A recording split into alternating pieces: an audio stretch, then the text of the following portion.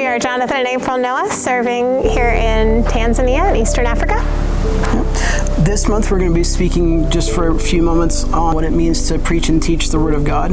We're here in Tanzania. As we look at that, in preaching and teaching, there are many different styles we think of. We may think of the preacher on the stage with the suit and the tie, or maybe we have another preacher we might think of, maybe wearing jeans and something fashionable. We have there's many different styles and there's many different preaching styles. But to us, preaching and teaching in Tanzania here, it's an opportunity. It's an opportunity to share what God has done. It's an opportunity for us to share who God is to us. It's an opportunity to share with other people about Jesus. And it's a privilege. It's an honor to be able to share those things with people. We may have opportunities, we often do have opportunities to stand in front of congregation and share, but it's also an individual time as well. We can preach and teach and share Jesus to even the individual next to us or with small groups. If you look at Jesus, yes, had the Sermon on the Mount and things like that, but he also spent his daily life living out his example before his disciples and those around us.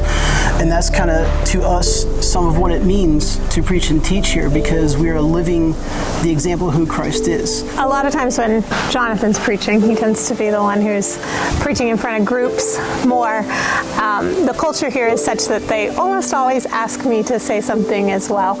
And so 2 Peter 3, that says, always be ready to give an answer for the hope that you have.